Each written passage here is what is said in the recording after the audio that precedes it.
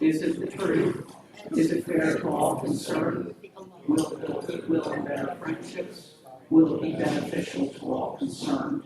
Every Wednesday evening in a church basement here in Lancaster County, 30 to 40 men and women gather to support and encourage each other and to offer one another some hope. They start their meeting by going around the circle, and each person shares something they're grateful for and something they're struggling with.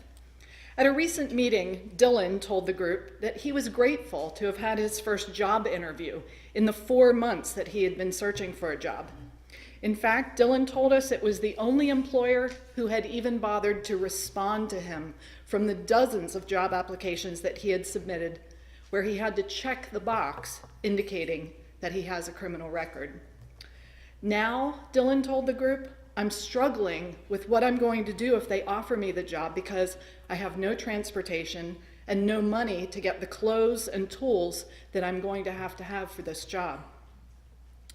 Carla told everyone in the group, this week I got the bill for my court fines and fees.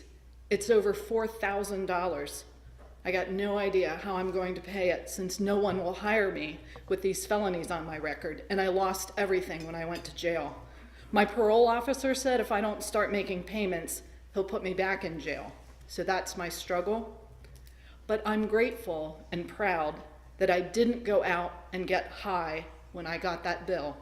In the past, when I'd get anxiety attacks or go into my depression, my addiction would kick in and I'd try to escape by self-medicating. But my case manager helped me get insurance, and so now I can get treatment and medications for my mental health issues. I'm learning how to deal with the stress and anxiety and just stay focused on doing the next right thing each day. Harold told the group, I'm just grateful for all the positive, supportive people in this group. My family wants nothing to do with me anymore. And my old friends, well, they always led me down the wrong path. Without this group, I'd be dead. I had nothing when I came out of prison. I had nowhere to live, no clothes, no food, no money. But now with the RMO, I have a safe place to stay and the basic things I need to get through each day. This group has let me know that there are people who care about me as a human being, and that means a lot. This group is the RMO's Successful Returning Citizens Support Group, and the experiences that Harold and Carla and Dylan are describing highlight some of the key elements and challenges in what I call the maze of the criminal justice system. Now, it's autumn, and that means corn maze season in Lancaster County. So I want to hear from you all for a second. What are some of the features of a maze? Just shout them out. Dead ends? People feeling lost? Different options. Lots of options. Confusion. Well, these are some of the same elements that you will find in the criminal justice system. So, if I can figure out how to do this. There we go. So I want to talk to you today about the criminal justice system, this maze of the criminal justice system. And first, a little bit of history about how the maze was created. Our current system of what's often referred to as mass incarceration really has been developed over a period of about 40 years, largely through changes in our laws that have served to increase the number of people that we incarcerate, increase the length of time for which we incarcerate, and increase the number of reasons why we incarcerate people. So there have been a number of phases of the war on drugs, which hopefully many in this room have heard about, from Nixon to Reagan to George W. Bush to President Clinton. And these laws, changes through each of those phases of the war on drugs, have increased penalties for addiction and for drug possession and drug use. Broken windows theory is something that came about in the mid-1980s, and on the surface, like many of these laws, when they first came out, they seemed like a good idea at the time. And what we are realizing in more recent years is that many of the things that seemed like a good idea at the time have had some really dire unintended consequences. Broken windows theory, when it came about in the mid-1980s, sounded like a reasonable thing. It said, if you go into communities where there are lots of broken windows, vandalism, litter, graffiti, and you crack down really hard on the people responsible for those lower level crimes, you can prevent a lot of more serious crime. Again, seems logical. The unintended consequence of that is that police started heavily patrolling largely impoverished neighborhoods. And what you look for, you are almost bound to find. If police were patrolling many of our suburban, wealthier neighborhoods at the level and frequency with which they patrol impoverished neighborhoods, I'm sure they would find plenty of people to arrest and incarcerate there, but they don't. They tend to go into more impoverished neighborhoods.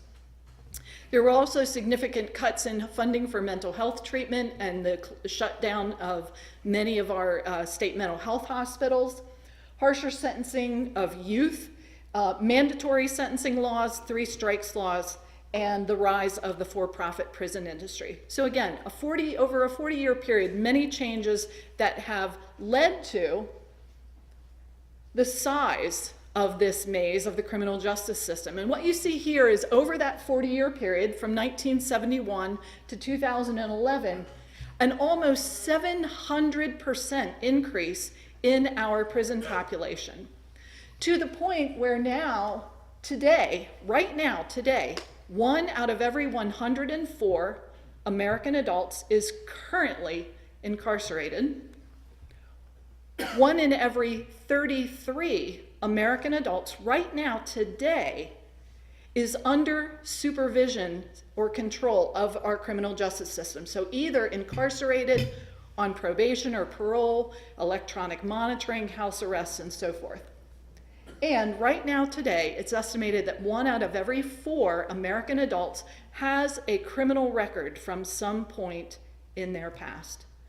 Now, I mentioned these statistics to a women's civic group not that long ago.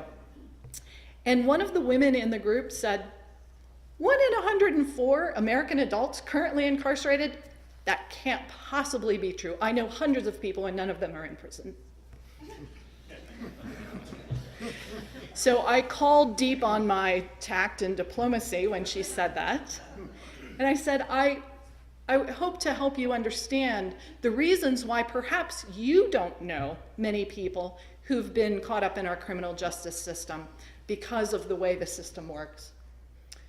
Now, I have a confession to make. 10 years ago, I knew very little about our criminal justice system in America. This was not my field.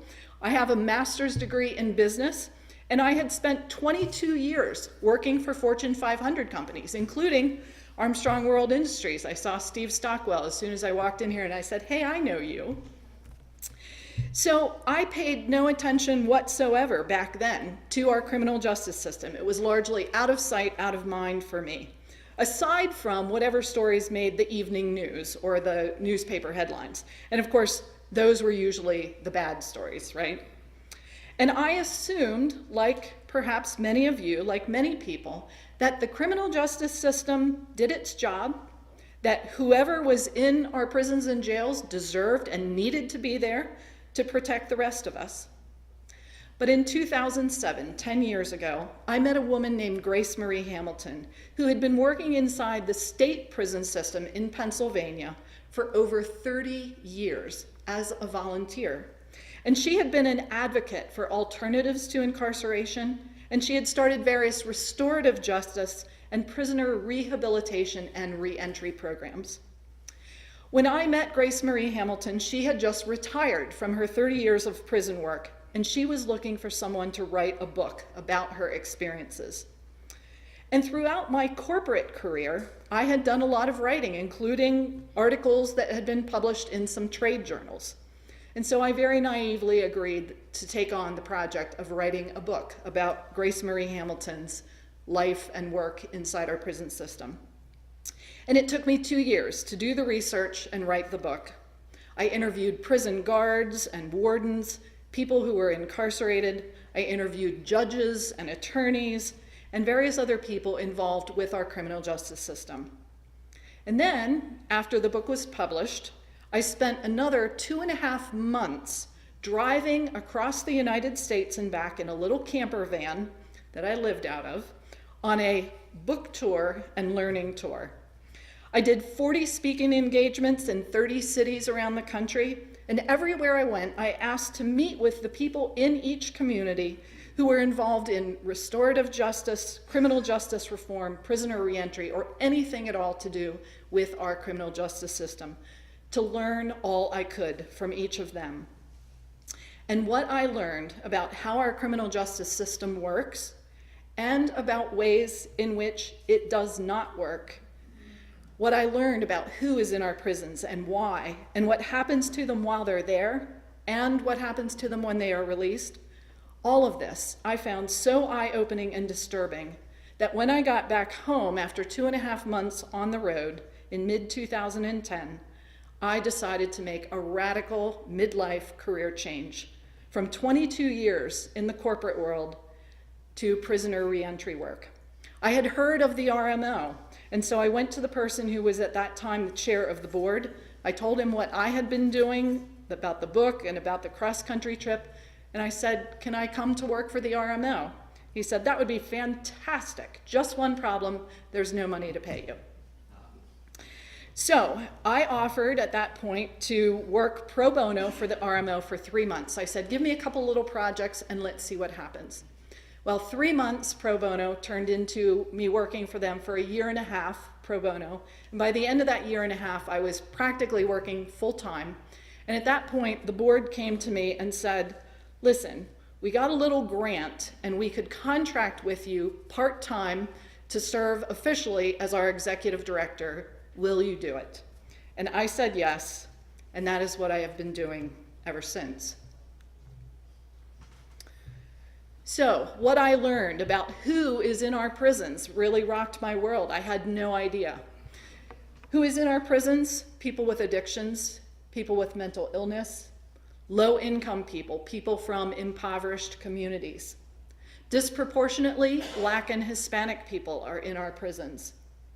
People with low education, many people who've committed nonviolent offenses or technical parole violations that aren't even crimes, and people with extensive histories of trauma. And so this really led me to an understanding about some of the paths into the maze of the criminal justice system. Addiction is a big one. I see Judge Ashworth out here, and he is doing fabulous and hugely important work in our community to help the many people who have addictions through Judge Ashworth's drug court. Phenomenal results. 66 to 75% of the people in our prisons have a history of substance abuse and addiction. Mental illness. About 2/3 of the people in our prisons have a mental health diagnosis. Our prisons have become the new de facto mental health facilities, and they are very ill-equipped to deal with that reality or to provide any kind of appropriate treatment or care. Poverty. A report that came out a couple of years ago called the Who Pays report revealed that about 40% of all crime in this country is directly attributable to poverty.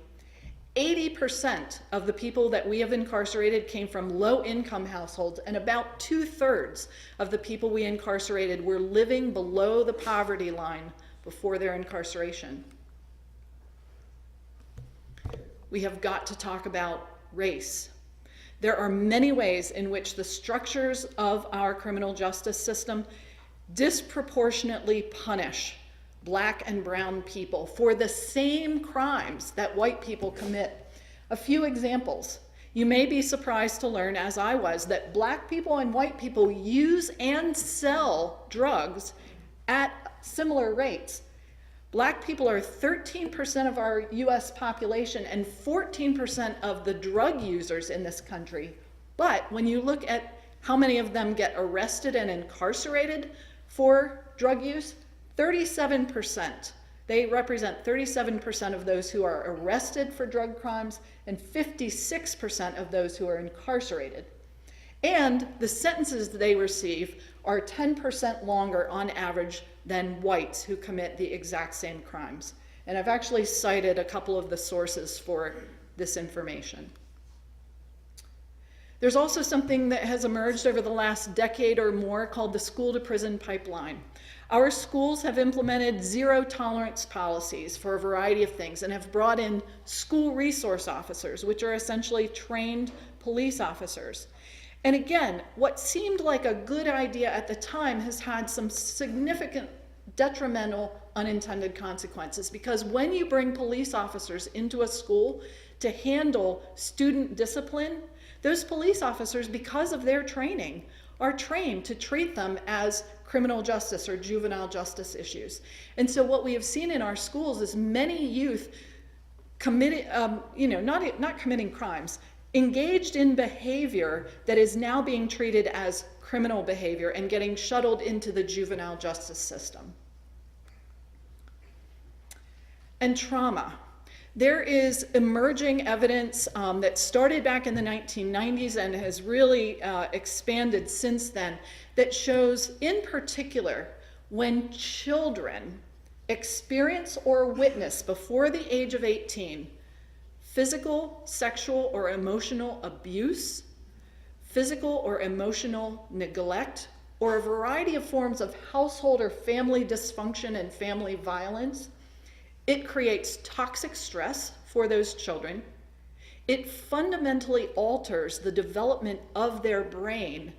And what the research has shown is that when a child is living in an environment that is just constantly stressful, constantly threatening and dangerous and violent, they are far more likely as adults to struggle with addiction, mental health issues, serious physical health issues, risky behavior, and criminal justice system involvement.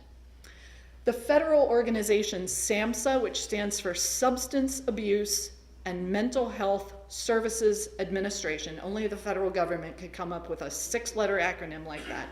But SAMHSA has said that based on the available statistics and evidence, it is safe to assume that everyone who comes into contact with our criminal justice system has a history of traumatic things that have happened to them that could help us to understand their addiction, help us to understand their mental health issues, help us to understand their risk-taking behaviors. And so SAMHSA actually recommends that the criminal justice system and all criminal justice professionals should assume that everyone that they encounter who's caught up in the criminal justice system has that history of trauma. And when we understand the role that trauma may be playing and how it can be contributing to someone's addiction, to someone's mental health issues, to someone's risky behaviors or criminal activity, we can respond in more effective and productive ways. So we have many paths into this maze of the criminal justice system. Once someone gets on that path into the criminal justice system, it is incredibly difficult to get out of it. And so it becomes a trap and a cycle that we see many, many people cycling in and out, in and out, in and out, and it's very difficult for them to ever break free of that. Now, there are a number of structural reasons why the criminal justice system has become this kind of trap. We have reached a point in this country where we use sending someone to prison as our default option. There is community resistance to providing alternatives to incarceration. There's a sort of tough on crime mantra and narrative that we have developed. Elected officials are often reluctant to do anything other than the harshest possible punishment for fear of being accused of being soft on crime. So public perceptions, elected officials, and this narrative that we've created of needing to be tough on crime have led to us really being deeply invested in keeping this system of incarceration going, keeping our criminal justice system tough and punitive. But there's another piece of the puzzle here that has really arisen, and that is the number of huge, huge corporations that are making big money off of prisons being filled, that are making big money off of having lots of people under criminal justice supervision. The for-profit prison industry has really led to what's being called the prison industrial complex. And for-profit companies are now making enormous sums of money on things like telephone services, dining services for prisons, commissary services, healthcare. There are whole prisons that are operated for profit, and when you operate a prison for profit, you want to keep all those beds filled, which really works directly against what we say our criminal justice system is supposed to be about, which is about rehabilitation and improving people's lives. And the really disturbing thing that's happening with the for-profit prison industry is, as they are seeing some shifts over the last few years to reduce the number of people in our prisons, because frankly our state legislatures and our governing officials around the country are realizing we can't continue to arrest and incarcerate our way out of this problem.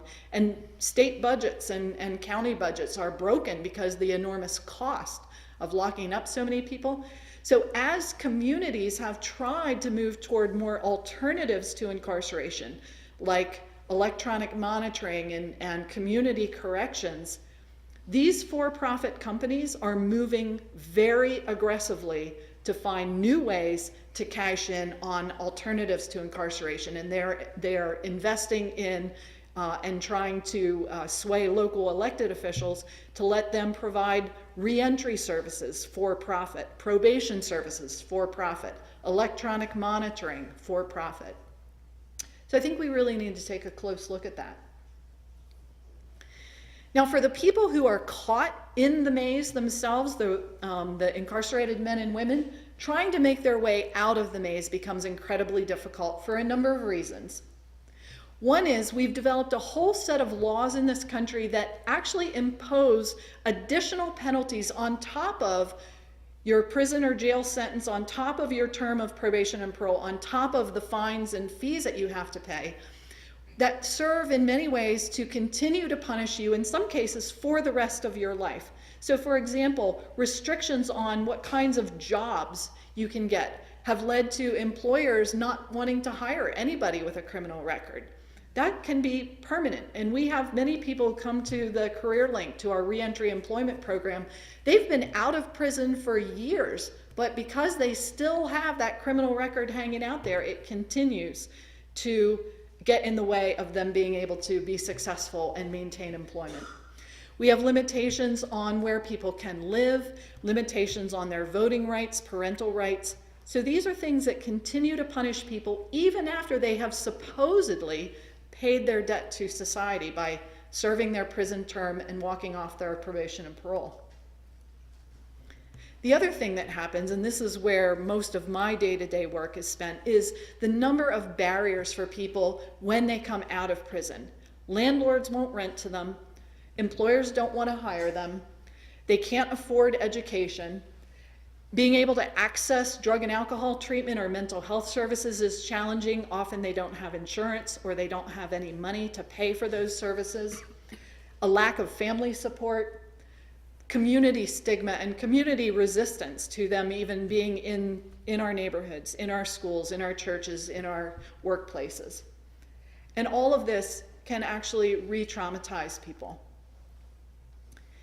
And then there is the emergence of a poverty trap. We have started imposing so many financial penalties on people who've been caught up in the criminal justice system that they often can't ever get unburied from that financial burden of debt. So now I have an asterisk next to restitution there. I am trained as a restorative justice mediator, and I'm a big believer in the power and importance of restitution directly to victims to compensate them for the harm that has been caused. But in addition to restitution, we impose a lot of court fines and fees on people. There's the whole bail system. Many county jails charge room and board to people for their stay, in their staycation in the local prison. People are charged supervision fees by probation and parole departments. They are often mandated to complete anger management classes, highway safety, drug and alcohol treatment, and there are costs associated with all of those. And then some communities have been dissatisfied with the level of collections, the level of this money that they've been able to collect from people. And so they've been turning over collections to private collections agencies that then impose additional collections fees, payment plan fees, and interest. On top of all of that, people who are under supervision with the criminal justice system are then told that if they don't do a whole long set of things to comply with the terms of probation or parole, that they may be reincarcerated. So things like missing meetings with your parole officer, failing a drug test or turning dirty urine, not making payments on your fines and costs, not making child support payments, not getting a job within a specified period of time, not attending or completing required programs, leaving the county without permission, or moving and failing to inform your parole officer of where you're now living. All of these things can result in someone being reincarcerated. And so again, it becomes a trap. And for many of the people that I work with on a day-to-day basis, this is what they feel like they are facing every day of the week, a brick wall that is insurmountable. And so I don't want you to feel overwhelmed and hopeless. There are many things that can be done to fix this maze of the criminal justice system. I have come to believe over the last 10 years as I've traveled around the country, spoken with many, many different audiences, many, many different groups, that each of us needs to start with our own stereotypes, our own misperceptions, our own biases about who is in our criminal justice system and why. And I can tell you that all it really usually takes is someone we know to be involved in the criminal justice system, and then we start seeing it in a different way.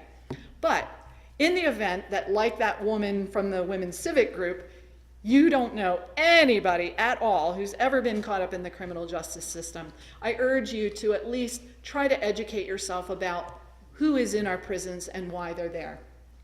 But beyond that, there is a bipartisan move. There's actually a group called Right on Crime. They have a website, rightoncrime.com, that has had people from all over the political spectrum coming together and really advocating for some significant changes with regard to mandatory sentencing, the drug laws, bail reform, the 3 strikes laws, and they are realizing that we've got to make some fundamental legislative changes to make this system really work the way it's supposed to.